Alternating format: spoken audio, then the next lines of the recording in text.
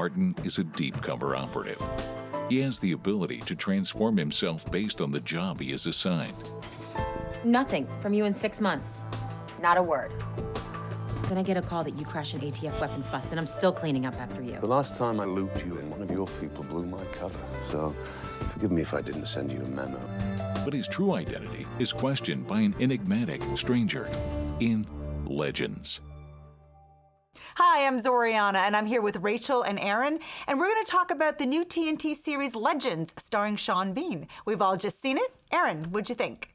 It's an interesting concept and premise. It kind of reminded me of this show from the 90s called The Pretender, which was about a man who grew up in this weird company, and they basically taught him to be any kind of person he wanted to be. You know, he could be a doctor, he could be whatever, and he was supposedly like a tool or a weapon. Here, Sean Bean's character is a deep cover FBI agent, and he's incredibly good at creating identities and sticking with these identities. So the premise of this show is that something's amiss with his identities. He doesn't know if he's really who he thinks he is. He may be one of his identities. And he's, he may not be. So invested. He's too invested. He's too invested, but it almost sounds like it's sort of like a Born Identity thing where someone has set him up. Right off the bat, they introduce us into this world and give us so many people who are already fleshed out. Yes. We know who they are. We do see his own fractured family. We do see his work environment and the power plays that are happening there. We do see the world that he's in when he's undercover as a completely different character,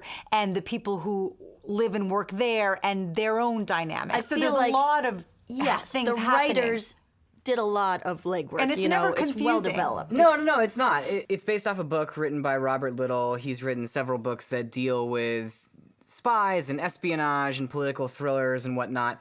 There's a lot to go off of. The characters, like you said, the characters are very interesting and nuanced. They're not stock. Yeah. And I think that's because this book must be very well written and very and they intricately didn't mess detailed. it up, because that can happen too.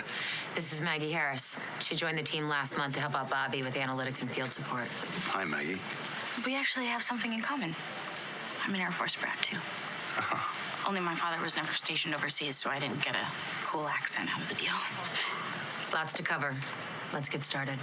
The best part of the show is that it's anchored by Sean Bean. Sure. This is a tremendous actor. He has so many fans. He's been in so much stuff, but he always dies. I mean, he does always die. Even in Game of Thrones, people went crazy in 2011 when Ned Stark lost his head. And so he finally has a show where he's not going to die, probably. He died in Lord of the Rings. I mean, there's even a death reel. You showed it to me on the internet. There's a death reel, Sean Bean death reel, because this guy dies all the time. So fans are rest assured that he's not going to die. He's the protagonist. I really hope he doesn't die. His legends may die, his personalities yes, he will go through. But it's so wonderful to see him on television, on a weekly series, because he's played a lot of villains, and this is not a villainous role. I mean, it gives him the opportunity to play different characters, some of which may be villains. But for example, in the first episode where he plays this stuttering, redneck, divorced man who lost his job, I mean,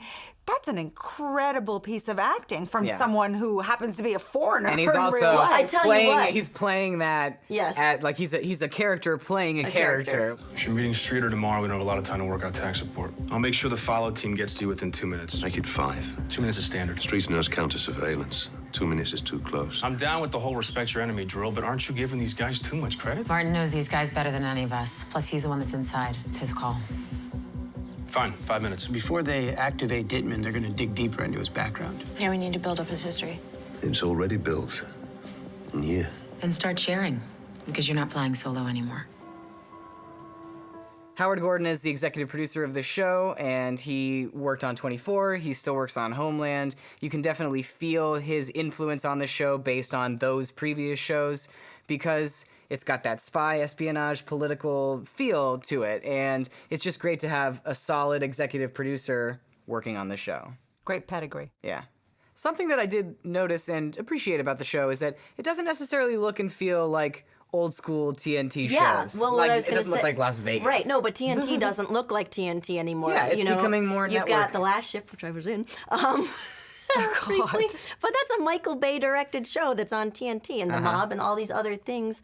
The Closer. Yeah. And now, TNT is really you know, its image, it's starting to look more like an HBO-style channel. It's cinematography, I mean, it's really looking much better. They do a good job with plot twists. They do a nice job with, like, you know, introducing a couple different characters, and you're not sure exactly how these different storylines are going to meet up, and then halfway through the episode it starts to come together.